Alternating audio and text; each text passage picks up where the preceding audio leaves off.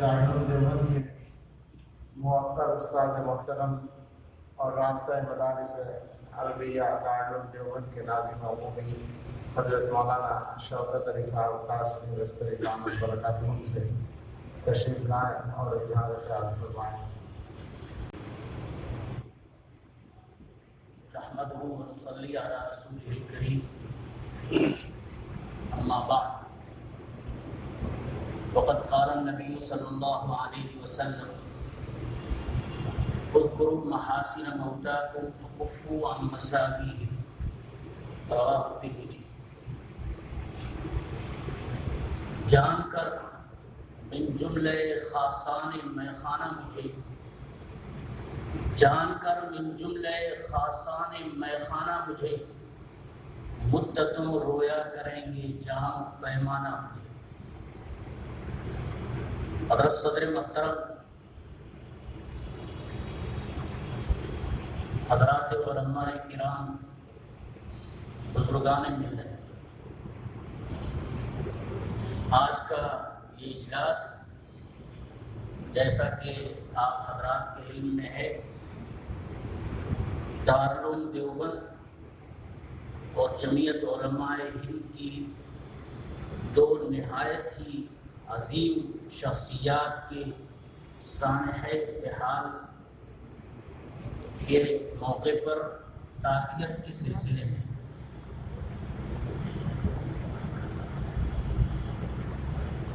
سرکار دو عالم صلی اللہ علیہ وسلم نے ارشاد فرمایا کہ اپنے مردوں کی خوبیاں بیان کرو اور ان کی برائیوں سے رکے رہو۔ حضرات محدثین اس کا ایک مطلب تو یہ بیان کرتے ہیں، جیسا کہ آپ حضرات کے علم میں بخوبی ہے، کہ میت کو جب نہلایا جائے تو جو حضرات بہت نیک صالح ہوتے ہیں اور اللہ کے مقبول بندے ہوتے ہیں، ان پر بہت اچھے حالات رونما ہوتے ہیں، اور کبھی کبھی بعض لوگوں پر کچھ ایسے حالات بھی ظاہر ہوتے ہیں جو بہتر نہیں ہوتے۔ تو جب میت کو نہلایا جائے تو اس وقت ایسی اگر کوئی کیفیت ظاہر ہو جو بہتر ہو تو اس کا تذکرہ دوسروں سے کرنا چاہیے، جیسا کہ واقعات میں آتا ہے کہ حضرت زرارہ ابن اوفا رحمہ اللہ، جو بڑے تابعی ہیں، انہوں نے ایک دفعہ فرمایا کہ جب تک مجھے اپنے آخری انجام کے سلسلے میں یقین نہ ہو جائے تب تک میں ہنسوں گا نہیں۔ چنانچہ لکھا ہے کہ ساری زندگی وہ پھر ہنسے نہیں۔ جب انتقال ہوا، نہلانے کے لیے ان کو لایا گیا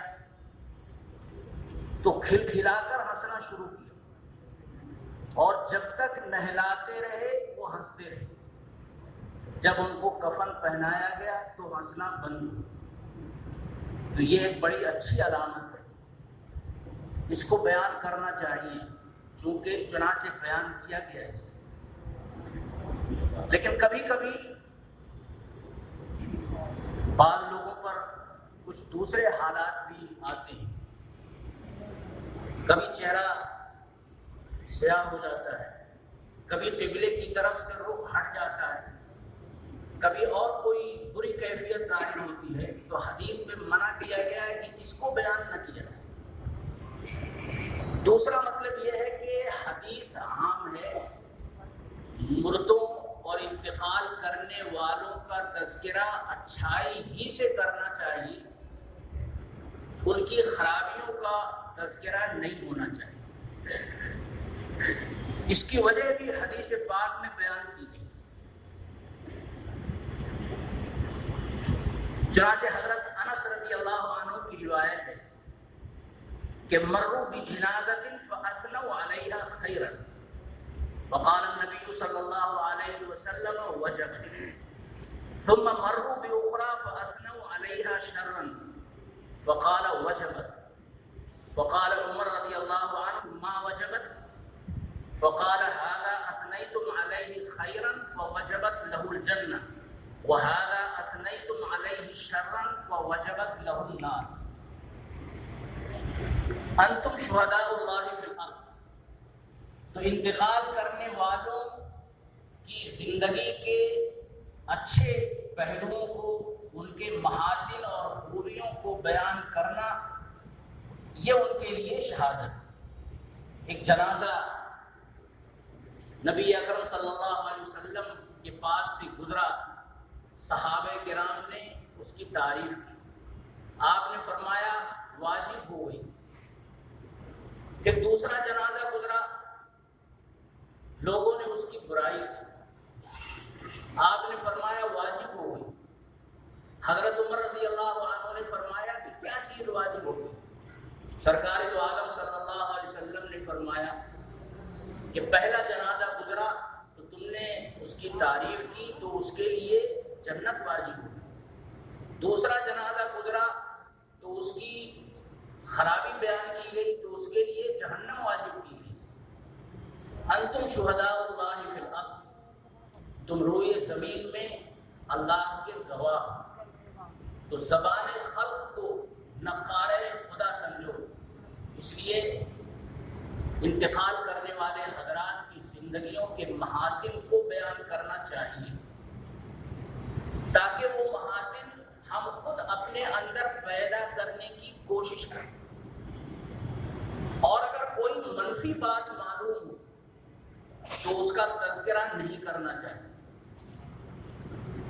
اس کا ذکر بھی حضور اکرم صلی اللہ علیہ وسلم نے دوسری حدیث میں فرمایا، لا تسبوا الاموات فانهم قد افضوا الى ما قدموا. مردوں کو برا مت کہو کیونکہ جو کام انہوں نے کیے ہیں اس کے انجام تک وہ جا پہنچے.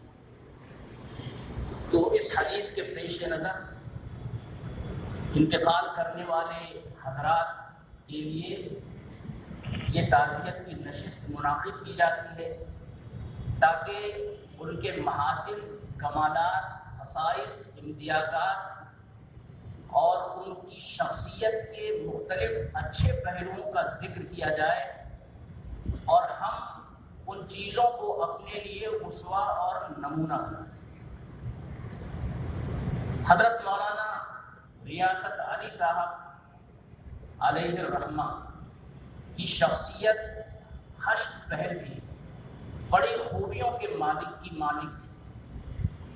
ہمارے اکابر علماء دیوبند کے جو امتیازات اور کمالات ہیں ان میں رسوخ فی العلم، اخلاص، اتباع سنت، تواضع، خدمت خلق، یہ نمایاں صفات. میں یہ دیکھتا ہوں کہ حضرت مولانا ریاست علی صاحب علیہ الرحمہ اکابر و اسلاف دیوبند کے علوم کے امین، دارالعلوم کی خصوصیات کے پاسبان، علمی رسوخ، تواضع، فروتنی، ذرہ نوازی، خرد نوازی، شخصیت سازی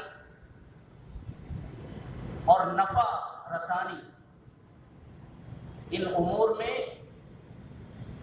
وہ بہت ہی اعلیٰ مقام پر فائز ہیں. بخاری شریف کی ایذاء البخاری کے نام سے جو شرح کی ہے، آپ حضرات اس کی خصوصیات سے واقف ہیں. ایک نمایاں وصف جو میں نے حضرت کے اندر محسوس کیا وہ ہے فکر کی پختگی. چاہے وہ فقہیات سے متعلق ہو، سیاسی نظریات سے متعلق ہو، ثقافتی موضوعات سے متعلق ہو، کسی بھی مسئلے میں ان کی نہایت ہی نبی دلی، پختہ مدلل ایک رائے ہوتی ہے۔ فقہ کے سلسلے میں بعض بڑے حضرات بھی اسباق میں یہ کہتے ہیں، اور بعض نے اپنی شروع میں لکھا بھی ہے کہ اس مسئلے میں امام صاحب کی رائے کچھ زیادہ مضبوط نہیں ہے۔ ایسے مسائل کا جب ذکر آتا تھا تو نہایت مدلل انداز میں حضرت امام اعظم علیہ الرحمہ ہی کے موقف کی وہ تائید فرما۔ ایک بڑے شیخ جو حدیث کے بڑے استاد بھی ہیں، کسی نے کوئی بات ذکر کی کہ حدیث کے سلسلے میں اور حدیث فقہ الحدیث کے سلسلے میں خاص طور پر امام اعظم علیہ الرحمہ سے وہ اختلاف کرتے ہوئے نظر آتے ہیں حنفی ہونے کے باوجود۔ تو انہوں نے فرمایا کہ اصول فقہ میں وہ کمزور ہیں۔ جو عالم اصول فقہ میں ماہر ہوگا اس میں کبھی یہ بات پیدا نہیں ہوتی۔ تو رسوخ فی العلم، پختگی، خود اعتمادی، ثقافت، یہ نمایاں اوصاف۔ دوسری بنیادی چیز بحرانی دور میں دارالعلوم دیوبند میں 40-42 سالہ خدمات تدریس، یہ بھی ایک اہم خدمت ہے، لیکن جب بھی کوئی بحرانی وقت آیا تو اس میں وہ نہایت ہی خود اعتمادی کے ساتھ دارالعلوم دیوبند کے فکر، دارالعلوم دیوبند کے منہج، دارالعلوم دیوبند کے ذوق، دارالعلوم دیوبند کی روایات کی پاسبانی کرتے ہوئے نظر آئے۔ کبھی بھی انہوں نے کسی ایسی بات کی تائید نہیں کی جو اس سلسلے میں کمزور ہو۔ لہذا یہ کہا جا سکتا ہے کہ اکابر دارالعلوم کی خصوصیات کے امین و پاسباں تھے، اور دارالعلوم دیوبند سے بے پایاں محبت تھی، اور اس کے لیے کسی دلیل کی ضرورت نہیں ہے۔ ان کا ترانہ، تخلیق کردہ ترانہ خود شاہد عدل ہے۔ اسی کے ساتھ جب بھی کوئی ایسا موقع ہوا جب کسی علمی تحریر کو مرتب کرنے کی ضرورت، تو میں نے اپنے زمانے تدریس کے اس وقفے میں دیکھا ہے کہ سب سے پہلے نگاہ حضرت مولانا ریاست علی صاحب علیہ الرحمہ ہی پر اٹھتی تھی، اور وہ نہایت ہی خوبصورتی کے ساتھ دارالعلوم دیوبند کی ترجمانی فرماتے تھے۔ حضرت مولانا حبیب الرحمن صاحب اعظمی دامت برکاتہم بھی اس سلسلے میں تعاون فرماتے تھے۔ تو بحرانی دور، چاہے انقلاب کا دور ہو، کیمپ بننے کا دور ہو، دارالعلوم کی نشاط ثانیہ ہو، تو بلا شبہ ان کو دارالعلوم دیوبند کی نشاط ثانیہ کے عظیم معماروں میں کہا جا سکتا ہے۔ اسی کے ساتھ حد درجہ تواضع، میں نے کبھی کسی مجلس میں، کسی جلسے میں، کسی نمایاں جگہ پر ان کو بیٹھتے ہوئے نہیں دیکھا۔ بہت کوشش کی لوگوں نے، وہ نمایاں جگہ پر بیٹھنے کے لیے تیار نہیں ہوتے۔ اسی کے ساتھ ایک بنیادی چیز میں نے دیکھی کہ حضرت نہایت کامیاب مدرس تھے۔ ایک کامیاب استاذ کی جو لازمی صفات ہیں ان میں سب سے بنیادی صفت ہے شفقت۔ حضور اکرم صلی اللہ علیہ وسلم نے فرمایا انما انا لکم مثل الوالد لولدہ، کہ میں تمہارے لیے ایسا ہی ہوں جیسے والد اپنے بچوں کے لیے ہوتا ہے۔ اور انما بعثت معلما، حضور اکرم صلی اللہ علیہ وسلم معلم انسانیت ہے، آپ امت کے والد کے درجے میں ہیں، اس لیے تعلیم کے لیے جو سب سے بنیادی چیز ہے وہ ہے شفقت، حد درجہ شفقت کوٹ کوٹ کر حضرت کے اندر بھری ہوئی تھی۔ جس طالب علم کو بھی دیکھتے تھے کہ یہ محنت کر رہا ہے، اس کی خاص طور سے ہمت افزائی فرماتے تھے، اور ذاتی طور پر حضرت کا میرے اوپر بہت احسان ہے۔ طالب علمی میں ہماری مالی حالت کچھ زیادہ اچھی نہیں تھی تو کبھی کبھی قرض لینے کی ضرورت پڑی۔ میں حضرت مولانا معراج الحق صاحب علیہ الرحمہ کے یہاں خادم تھا، 3-4 سال تک رہا۔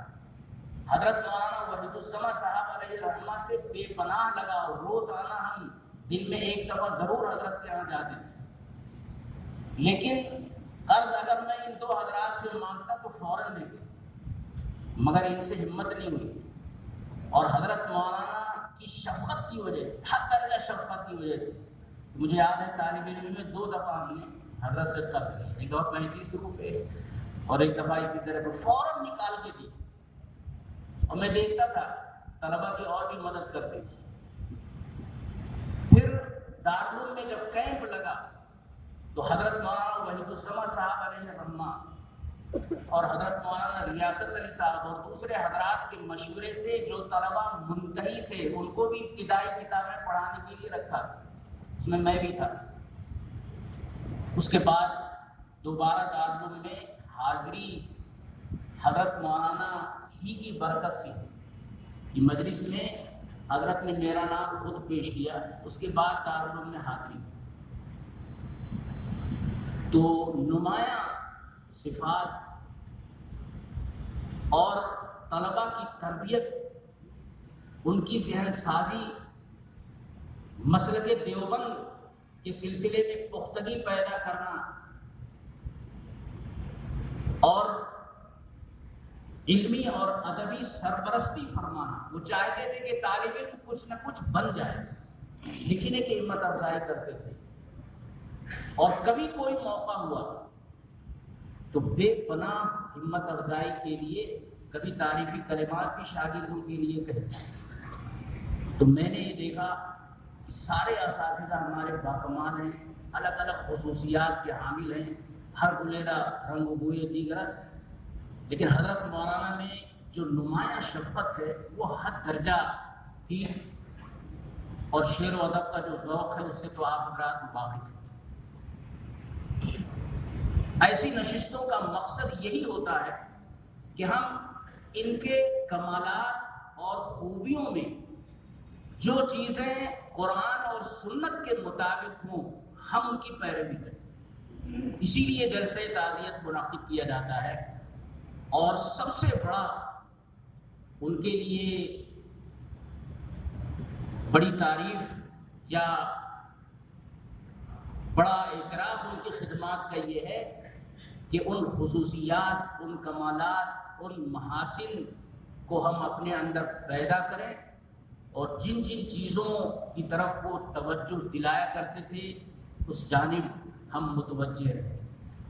دوسری شخصیت بھی حد درجہ باکمال، نہایت محسن، نہایت متواضع، نہایت خرد نواز حضرت مولانا اظہر صاحب علیہ الرحمہ۔ ہم تو ادنا دارالعلوم کے مدرس ہیں، حضرت تشریف لاتے تھے، ملاقات کے لیے ہم حاضر ہوئے، ہم تو یہ سمجھتے تھے کہ مصافحہ حضرت سے ہو جائے تو بڑے شرف کی بات، لیکن مجھے کبھی یاد نہیں کہ ہم نے مصافحے کے لیے ہاتھ بڑھایا ہو اور حضرت نے معانقے کے لیے اپنے آپ کو آگے نہ بڑھایا، مجھے کبھی یاد نہیں۔ ابھی 1.5 ماہ پہلے رانچی جانا ہوا، حضرت مولانا احمد صاحب، حضرت مولانا محمد صاحب، ان کے بھائی مولانا اسجد صاحب سے میں نے ملاقات کی، حضرت کی زیارت کی۔ طبیعت اس وقت بہت اچھی ہو رہی تھی، تو اصرار کر کے حکم کیا کہ نہیں دعا تم، ہم نے کہا حضرت ہم دعا لینے آئے ہیں، فرمایا نہیں دعا تم کرو۔ تو یہ خرد نوازی جمعیت اور دارالعلوم دیوبند اور پوری ملت اسلامیہ کے لیے بہت بڑا سانحہ ہے۔ ہم حضرت مولانا محمود صاحب دامت برکاتہ کی خدمت میں، اور حضرت اقدس حضرت مولانا مفتی ابوالقاسم صاحب دامت برکاتہم کی خدمت میں بھی تعزیت مسنونہ پیش کرتے ہیں۔ اللہ تبارک و تعالی ان دونوں حضرات کو جنت الفردوس میں اعلیٰ مقام عطا فرمائے، ان کے سب پسماندگان کو صبر جمیل عطا فرمائے، ہم سب کو ان کے نقش قدم پر چلنے کی توفیق عطا فرمائے۔